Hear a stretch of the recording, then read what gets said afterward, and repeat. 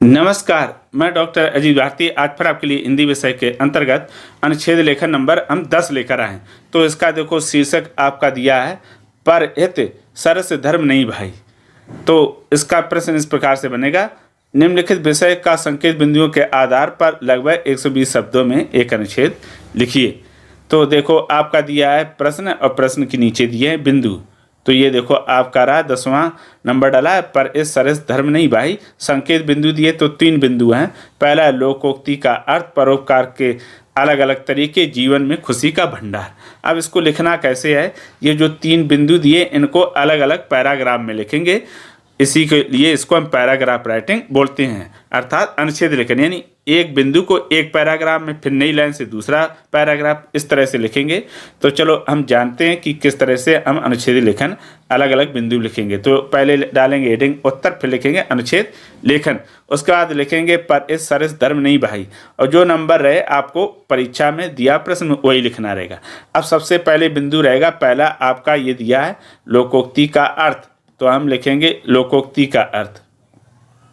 तो यहाँ पर क्या करेंगे, हम हेडिंग ना डालकर उतनी जगह छोड़ देंगे और लिखना शुरू करेंगे। लिखा पर इत सरस धर्म नहीं भाई एक प्रसिद्ध लोकोक्ति है जिसका अर्थ है कि दूसरों की भलाई से बढ़कर कोई धर्म नहीं है।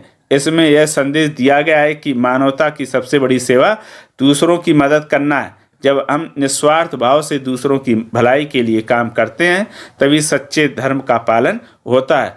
यह लोकोक्ति समाज में परोपकार और निस्वार्थ सेवा के महत्व को प्रकट करती है। हो गया। तो अब आता है दूसरा बिंदु। तो दूसरा बिंदु हमारा दिया है, क्या दिया, परोपकार के अलग अलग तरीके, ये देखो दिया हुआ है। ठीक है, अब हम इसको लिखेंगे। तो ये क्या करेंगे, हम अब इसका जो लिखेंगे नई लाइन से, तो नई लाइन से लिखेंगे और थोड़ा सा हेडिंग की जगह ये हम छोड़ देंगे, जहाँ हेडिंग लिखते हैं वहाँ हेडिंग ना लिख के ऐसे। ठीक, अब लिखना शुरू करेंगे। लिखेंगे परोपकार के कई तरीके हो सकते हैं, जैसे ज़रूरतमंदों को भोजन, वस्त्र या आश्रय देना, शिक्षा प्रदान करना, गरीबों की चिकित्सा सहायता करना, पर्यावरण संरक्षण के लिए कार्य करना, वृद्धों और अनाथों की सहायता करना, रक्तदान या समय दान करना और समाज में जागरूकता फैलाना। तो ये हो गया दूसरे बिंदु का उत्तर। अब जब तीसरा बिंदु आएगा तो हम उसमें भी नई लाइन से क्या करेंगे, थोड़ा आगे जगह छोड़ देंगे हेडिंग की जगह और लिखना शुरू करेंगे।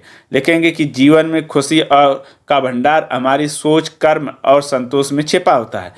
यही खुशी बाहरी भौतिक चीज़ों से नहीं बल्कि अपने अंदर की शांति, परिवार और दोस्तों के साथ बिताए गए समय, परोपकार, छोटे छोटे पलों में आनंद खोजने का सकारात्मक दृष्टिकोण से मिलती है।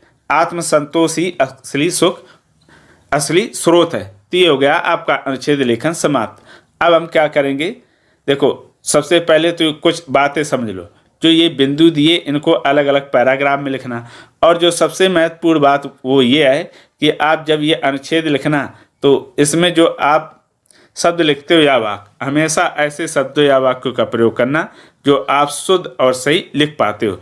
जो आपको कठिन या डिफिकल्ट लगते हो उनका प्रयोग बिल्कुल ना करना, क्योंकि इसमें शुद्ध लिखने के नंबर मिलते हैं। तो ध्यान रखना कि अशुद्ध के नंबर कटते भी हैं। इसलिए मैं बार बार कहता हूँ, हमेशा सरल भाषा का प्रयोग करो, उस भाषा को लिखो जो आप शुद्ध और सही लिख पाते हो।